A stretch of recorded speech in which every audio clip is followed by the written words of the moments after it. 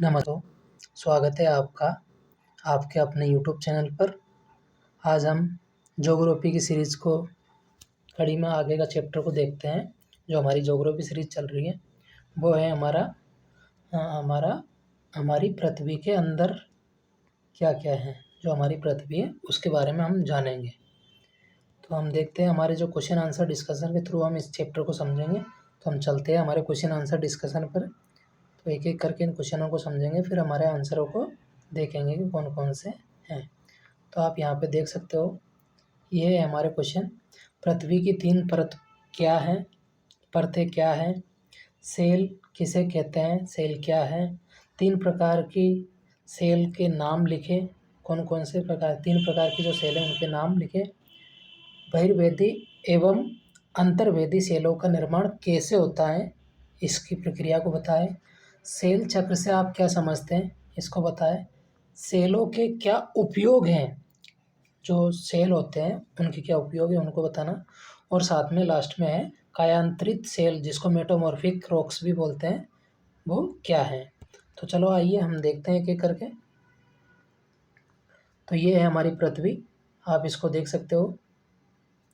इसके अंतर्गत हम देखेंगे, ये है पृथ्वी का आंतरिक भाग। तो आप यहाँ पे इसको देख सकते हो, इसको हम जानेंगे। चलो आइए एक-एक करके। हमारी पृथ्वी एक गतिशील ग्रह है। इसके अंदर एवं बाहर निरंतर परिवर्तन होता रहता है। पृथ्वी के आंतरिक भाग में क्या-क्या है, इन चीज़ों को जानेंगे और पृथ्वी किन पदार्थों से बनी है। तो आइए, पृथ्वी का आंतरिक भाग। तो पृथ्वी एक प्याज की तरह पृथ्वी की एक के ऊपर एक, मतलब एक परत के ऊपर एक सहकेंद्री परतों से बनी है। पृथ्वी की सतह की सबसे ऊपरी परत को हम परपट्टी कहते हैं। जो सबसे ऊपरी परत है ये, इसको हम परपट्टी कहते हैं। आप इसको यहाँ पे भी देख सकते हो। ये सबसे पतली परत होती है। ये महाद्वीपीय सतह, जो महाद्वीपीय क्रस्ट होती है, महाद्वीपीय क्रस्ट पर 35 किलोमीटर एवं समुद्री सतह के पर केवल 5 किलोमीटर तक होती है। महाद्वीपीय सतह मुख्यतः सिलिका एवं एल्यूमीनियम जैसे खनिजों से मिलकर बनी होती हैं। कौन-कौन से खनिजों से? एल्यूमीनियम और सिलिका जैसे खनिजों से मिलकर बनी होती हैं। इसलिए इसे सेल के नाम से भी जाना जाता है, सेल भी कहा जाता है। महासागरीय परपट्टी मुख्यतः सिलिका एवं मैग्नीशियम की बनी होती हैं। इसे सीमे के नाम से जाना जाता है। परपट्टी के ठीक नीचे मेंटल होता है, जो 29 किलोमीटर की गहराई तक फैला होता है। इसकी सबसे आंतरिक परत को हम क्रोड के नाम से जानते हैं। और ये भी देखते हैं, जिसकी त्रिज्या लगभग 35,000 किलोमीटर है। ये मुख्यतः निकेल और लोहे की बनी होती है, जिसे निफे के नाम से हम जानते हैं, निकेल और फेरस। केंद्रीय क्रोड का तापमान और दाब काफ़ी अधिक होता है, काफ़ी उच्च होता है। अब हम देखते हैं पृथ्वी को। इस पृथ्वी को आप देख सकते हो। इसको एक-एक करके देखते हैं पृथ्वी के आंतरिक भाग को। ये है हमारी पृथ्वी। तो सबसे जो पहले ये आंतरिक क्रोड है हमारा, ये आंतरिक क्रोड है, इसको देख सकते हो। फिर ये बाह्य क्रोड है, फिर ये मेंटल है, ये भूपर्पट्टी है, और ये स्थलमंडल है, और ये मेंटल और कोर के बीच की सीमा है। आप इनको एक-एक करके आप इनको देख सकते हो। जैसे ये आंतरिक क्रोड हो गया, ये बाह्य क्रोड हो गया, बाहरी क्रोड, और ये मेंटल और क्रोड और मेंटल के बीच की सीमा हो गई, और ये मेंटल हो गया, और ये पृथ्वी की परपट्टी, और ये स्थलमंडल जो आप जानते हो। अब कुछ ये बातें, अब आगे चलते हैं। साथ में इसको भी देख लो, महाद्वीपीय परपट्टी और महासागरीय परपट्टी। तो ये महाद्वीपीय परपट्टी है, ये महासागरीय परपट्टी है, और ये महासागर है, और ये महाद्वीप है, जिस पे पर्वत, पठार, मैदान वगैरह होते हैं।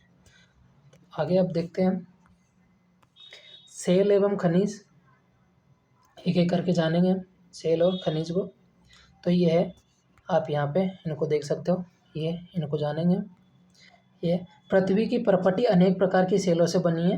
पृथ्वी की परपट्टी बनाने वाले खनिज पदार्थों के किसी भी प्राकृतिक पिंड को हम सेल कहते हैं।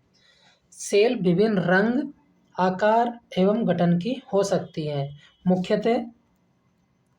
मुख्यतः सेल 3 प्रकार की होती हैं, जिसमें आग्नेय सेल जिसे इग्नियस रॉक्स बोलते हैं, अपसादी सेल जिसको सेडिमेंट्री रॉक्स बोलते हैं, और कायांतरिक जिसको मेटामॉर्फिक रॉक्स बोलते हैं। अब हम देखते हैं, द्रवित मैग्मा ठंडा होकर ठोस हो जाता है। इस प्रकार बने सेलों को आग्नेय सेल कहते हैं। इन्हें प्राथमिक सेल के नाम से भी जाना जाता है। अब ये देखते हैं, आग्नेय सेल 2 प्रकार की होती हैं, जो अंतर्वेदी सेल और बहिर्वेदी सेल, जो इंट्रूसिव और एक्सट्रूसिव सेल बोलते हैं। क्या आप ज्वालामुखी से निकलने वाले लावा की कल्पना कर सकते हैं? वास्तव में आग की तरह द्रवित लावा ही मैग्मा है। जो आग की तरह जो द्रवित मैग्मा होता है उसी को हम लावा कहते हैं। अगर वो पृथ्वी के अंदर है तो हम उसको मैग्मा बोलेंगे, और अगर वो पृथ्वी के बाहर आ जाता है तो उसको हम लावा कहते हैं। पृथ्वी, इसमें भी अंतर समझ लेना कि लावा और मैग्मा में क्या अंतर होता है। तो जो पृथ्वी के अंदर होता है उसको हम मैग्मा बोलते हैं, और जो पृथ्वी के बाहर आ जाता है उसको हम लावा बोलते हैं। जो पृथ्वी के आंतरिक भागों से निकलकर सतह पर आता है, तब जब द्रवित लावा पृथ्वी की सतह पर आता है, ये तेजी से ठंडा होकर ठोस बन जाता है। परपटी पर इस प्रकार से बने सेलों को हम बहिर्वेदी या बराह सेल के नाम से जाने देते हैं, बहिर्वेदी आग्नेय सेल के नाम से जानते हैं। इनकी संरचना बहुत महीन दानों वाली होती हैं, उदाहरण के लिए बेसाल्ट। और आपको पता, बेसाल्ट जो दक्कन का पठार है हमारा, जो बेसाल्ट सेलों से ही बना हुआ है, जिसको हम दक्कन ट्रैप के नाम से भी जानते हैं। अब हम आगे देखते हैं, जो आंतरिक, इसको देखते हैं, ये है द्रवित मैग्मा कभी कभी भूपरपट्टी के अंदर की गहराई में ही ठंडा हो जाता है। इस प्रकार बने ठोस सेलों को अंतर्वेदी आग्नेय सेल कहते हैं। धीरे धीरे ठंडा होने के कारण ये बड़े दानों के रूप ले लेते हैं। ग्रेनाइट ऐसी ही सेल का एक उदाहरण है। लेई और मसाले तथा दानों का चूर्ण बनाने के लिए जिन अपघर्षण पत्थरों का उपयोग होता है वे ग्रेनाइट के ही बने होते हैं। अब आगे हम देखते हैं, जो अपसाद किसे कहते हैं। अपसाद को जानेंगे तो ये है, सेल लुढ़क कर, चटक कर एवं एक दूसरे से टकरा कर छोटे छोटे टुकड़ों में टूटती हैं। इन छोटे कणों को हम अपसाद कहते हैं। अपसाद किस प्रकार बनते हैं? ये अपसाद हवा एवं जल आदि के द्वारा एक स्थान से दूसरे स्थान तक पहुंचकर जमा कर दिए जाते हैं। ये अदृढ़ अपसाद दबकर एवं कठोर होकर सेल की परत बनाते हैं। इस प्रकार की सेलों को हम अपसादी सेल के नाम से जानते हैं। उदाहरण के लिए बलुआ पत्थर रेत के दानों से बनता है। इन सेलों में पौधे, जानवर एवं अन्य सूक्ष्म जीवाणुओं जो कभी इन सेलों पर रह के जीवाश्म भी हो सकते हैं।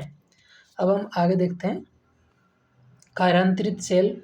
तो ये है, आग्नेय और अपसादी सेल उच्च ताप एवं दाब के कारण कार्यांतरित सेलों में परिवर्तित हो सकती हैं। उदाहरण के लिए चिकनी मिट्टी स्लेट में परिवर्तित हो जाती है, और चूना पत्थर संगमरमर में परिवर्तित हो जाता है।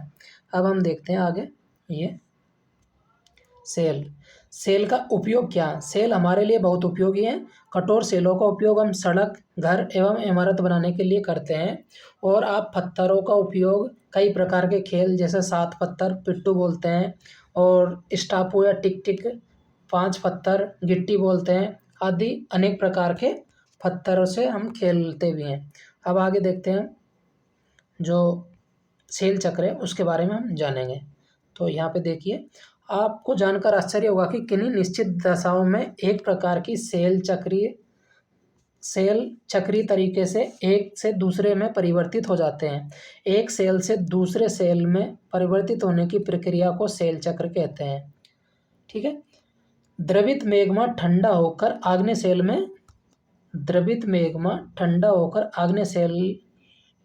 सेल बन जाता है। यह आग्नेय सेल छोटे छोटे टुकड़ों में टूटकर एक स्थान से दूसरे स्थान पर स्थानांतरित होकर अपसादी सेल का निर्माण करते हैं। ताप एवं दाब के कारण आग्नेय एवं अपसादी सेल कायांतरित सेल में बदल जाते हैं, और अत्यधिक ताप एवं दाब के कारण कायांतरित सेल पुनः पिघलकर द्रवित मैग्मा बन जाती हैं। ये द्रवित मैग्मा पुनः ठंडा होकर ठोस आग्नेय सेल में परिवर्तित हो जाती हैं। तो आप देख सकते हो कि ये साइकिल ऐसे चलती रहती हैं। जैसे सबसे पहले मैग्मा था, ठीक है, मैग्मा आग्नेय सेल में परिवर्तित हुआ और आग्नेय सेल टूटकर अपसादी सेलों में परिवर्तित हुआ। फिर जो अपसादी सेल है वो ताप एवं दाब के कारण कायांतरित सेल में परिवर्तित हुआ और कायांतरित सेल पुनः पुनः अत्यधिक दाब एवं ताप के कारण कायांतरित सेल पुनः पिघलकर मैग्मा के रूप में अपसादी सेल के रूप में एक साइकिल पूरी कर लेती है। तो इस तरह ये सेल साइकिल चलती रहती है, सेल चक्र। ये है, अब देखते हैं इनको।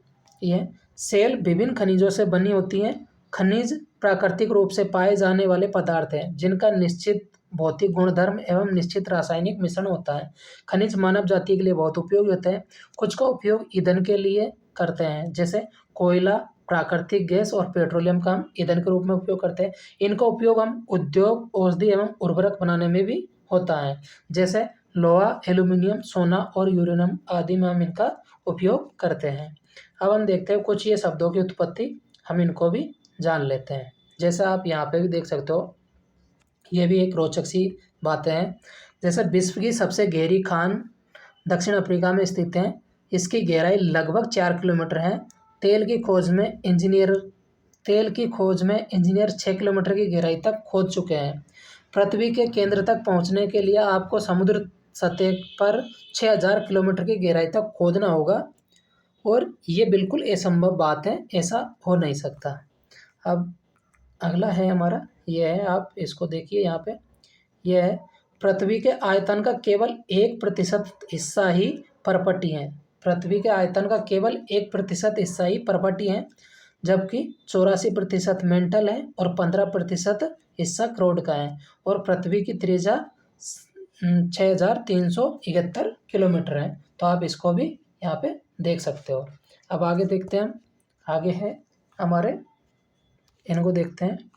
ये शब्द है, कुछ शब्दों की उत्पत्ति, इसको भी देखते हैं। जैसे इग्नियस लैटिन शब्द है इग्निस, जिसका अर्थ होता है अग्नि। सेडिमेंट्री लैटिन शब्द है, इसका अर्थ होता है सेडिमेंट्स। लैटिन शब्द सेडिमेंट्स, जिसका अर्थ होता है स्थिर। और मेटामॉर्फिक, ये ग्रीक शब्द है, इसका अर्थ होता है मेटामॉर्फोस, जिसका अर्थ होता है रूप परिवर्तन। दोस्तों आप सब ये थोड़ा सा कन्फ्यूजन हो सकता है यहाँ पे। अगर यूपीएससी भी कोई स्टेटमेंट बना के क्वेश्चन पूछेगी तो वो ऐसे पूछेगी कि, क्योंकि यूपीएससी का पैटर्न चेंज हो रहा है, तो इसलिए देख सकते हैं कि इग्नियस लैटिन शब्द इग्निस से बना है और सेडिमेंट्री लैटिन शब्द सेडिमेंट से बना है। और तीसरा ऑप्शन ये भी दे देगी मेटामॉर्फिक, तो ये मेटामॉर्फिक को और इग्नियस और सेडिमेंट्री को एक दो को चेंज कर देगी और फिर कथन को पूछेगी कि कौन सा सही मैच कर रहा। तो ऐसे भी क्वेश्चन पूछ सकते हो, तो आप इसको ध्यान रखना। मेटामॉर्फिक ग्रीक शब्द है और सेडिमेंट्री और इग्नियस लैटिन शब्द से बने, ठीक है। अब आगे देखते हैं, जीवाश्म किसे कहते हैं। जीवाश्म भी जानते हैं। जीवाश्म किसे कहते हैं। जीवाश्म सेलों की परतों में दबे मृत पौधे एवं जंतुओं के अवशेषों को हम जीवाश्म कहते हैं। आगे देखते हैं। आगे आप ये भी यहाँ पे देख सकते हो कि जो हमारे रेड फोर्ट है, लाल किला है, वो लाल बलुआ पत्थर से बने हैं। ये कभी भी फ्रिक्वेंटली एग्जामों में पूछ लिया जाता है, वनडे में भी और यूपीएससी में भी स्टेटमेंट बना के पूछ लेते हैं। ताजमहल सफ़ेद संगमरमर से बना हुआ है, कभी पूछे भी गए थे, इसलिए बोला जा रहा है। अब हम देखते हैं, हमारे क्वेश्चन आंसर को डिस्कस करेंगे और इसको एक एक करके समझेंगे। तो चलो आइए, पृथ्वी की 3 परत कौन कौन सी हैं। तो हमने पृथ्वी की परत आपको बताई है कि पृथ्वी की पर्पटी और मेंटल और क्रोड 3 परत हैं। अब सेल किसे कहते हैं तो हम जानेंगे। पृथ्वी की पर्पटी बनाने वाले खनिज पदार्थ के किसी भी प्राकृतिक पिंड को हम सेल कहते हैं। 3 प्रकार की सेलों के नाम बताइए। तो 3 प्रकार की सेल है, आग्नेय सेल, अपसादी सेल और कायांतरित सेल, ठीक है। अब देखते हैं हम बहिर्वेदी एवं अंतर्वेदी सेलों का निर्माण कैसे होता है। तो आइए एक एक करके। जो आग की तरह लाल द्रवित मैग्मा ही लावा कहते हैं, जो पृथ्वी के आंतरिक भाग से निकलकर सतह पर आता है। जब द्रवित लावा पृथ्वी की सतह पर आता है, यह तेजी से ठंडा होकर ठोस बन जाता है। परपटी पर इस प्रकार से बने सेलों को परिवेदी अग्नि सेल के नाम से जानते हैं। इनकी संरचना बहुत महीन दानों वाली होती हैं, जैसे बेसाल्ट चट्टान, धक्कान का पठार इसका उदाहरण है। अब देखते हैं अंतर्वेदी। द्रवित मैग्मा कभी कभी पृथ्वी भूपर्पटी के अंदर गहराई में ही ठंडा हो जाता है। इस प्रकार बने सेलों को अंतर्वेदी अग्नि सेल कहते हैं। धीरे धीरे ठंडा होने के कारण बड़े दानों का रूप ले लेते हैं, जिसे ग्रेनाइट ऐसे सेल का निर्माण होता है। ग्रेनाइट इसका उदाहरण है। ठीक है, अब हम देखते हैं अगला हमारा सेल चक्र से आप क्या समझते हैं। तो हम सेल चक्र को समझेंगे। सेल चक्र एक सेल से दूसरे सेल में परिवर्तन होने की इस प्रक्रिया को सेल चक्र कहते हैं।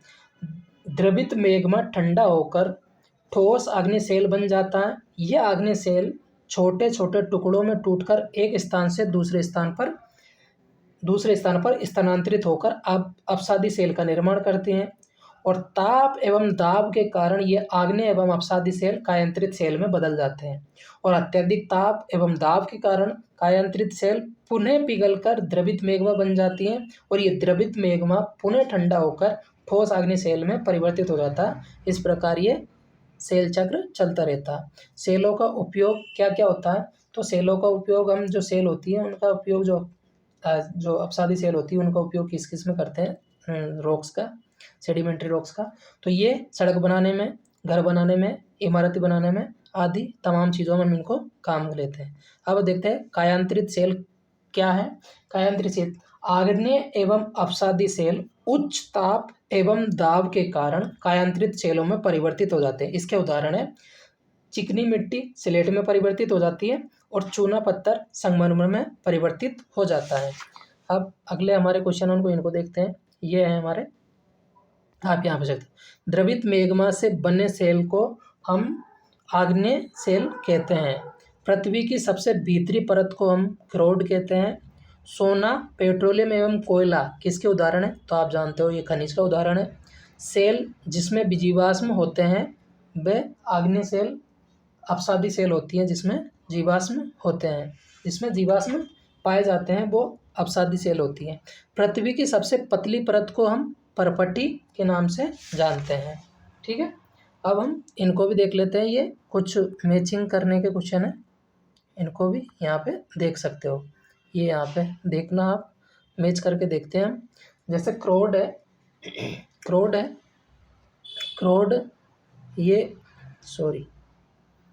को आप ऐसे करके देखिए।